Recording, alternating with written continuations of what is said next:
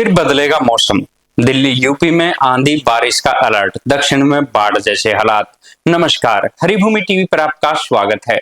देश भर में मौसम का मिजाज तेजी से करवट ले रहा है। जहां एक और उत्तर भारत में कई राज्य भीषण गर्मी और लू की चपेट में हैं, वहीं कुछ हिस्सों में आंधी और बारिश से राहत मिलने की उम्मीद है। दूसरी ओर दक्षिण भारत के कुछ राज्यों में भारी बारिश से जनजीवन अस्त व्यस्त हो गया है। भारतीय मौसम विज्ञान विभाग आईएमडी ने मौसम को लेकर ताजा अपडेट जारी किया है, जिसमें कई अहम चेतावनियां शामिल है। दिल्ली एनसीआर के साथ साथ उत्तर प्रदेश, हरियाणा और पंजाब में आने वाले दिनों में मौसम में बदलाव देखने को मिलेगा। आईएमडी ने इन राज्यों में आंधी और बारिश का अलर्ट जारी किया है। इन इलाकों में बादल गरजने के साथ बारिश की संभावना है, जिससे लोगों को पिछले कई दिनों से जारी भीषण गर्मी से कुछ राहत मिल सकती है। उत्तर प्रदेश के कई जिलों में 23 से 26 मई तक 3 दिनों तक तेज बारिश का अनुमान है, जिससे प्रदेशवासियों को गर्मी से बड़ी राहत मिलेगी। प्रयागराज,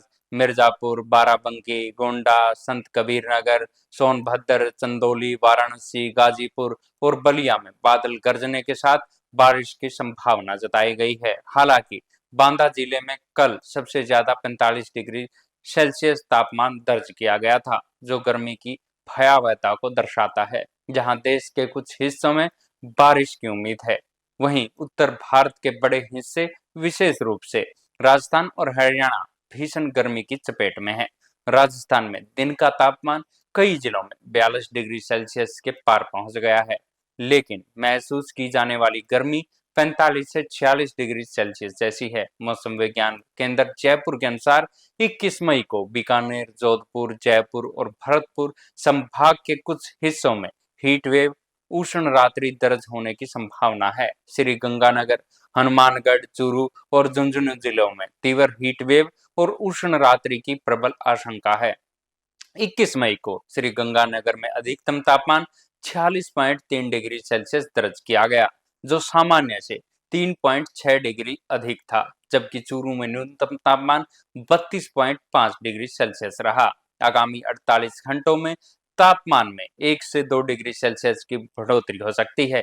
21 से 23 मई के दौरान बीकानेर संभाग और शेखावाटी क्षेत्र के कुछ हिस्सों में अधिकतम तापमान 45 से 48 डिग्री सेल्सियस तक पहुंचने की संभावना है। सीमावर्ती क्षेत्रों में 30 से 40 किलोमीटर प्रति घंटे की रफ्तार से तेज धूल भरी हवाएं और लू चल सकती हैं। इसके विपरीत उदयपुर और कोटा संभाग के कुछ हिस्सों में आगामी 4 से 5 दिनों तक दोपहर बाद तेज मेघ गर्जन, आंधी और हल्की से मध्यम बारिश का दौर जारी रहने का प्रबल संभावना है। जयपुर, भरतपुर और बीकानेर संभाग में 24 से 26 मई के दौरान कहीं कहीं मेघ गर्जन के साथ हल्की बारिश हो सकती है, जबकि 22 से 23 मई को दोपहर बाद मेघ गर्जन और आंधी दर्ज होने की संभावना है।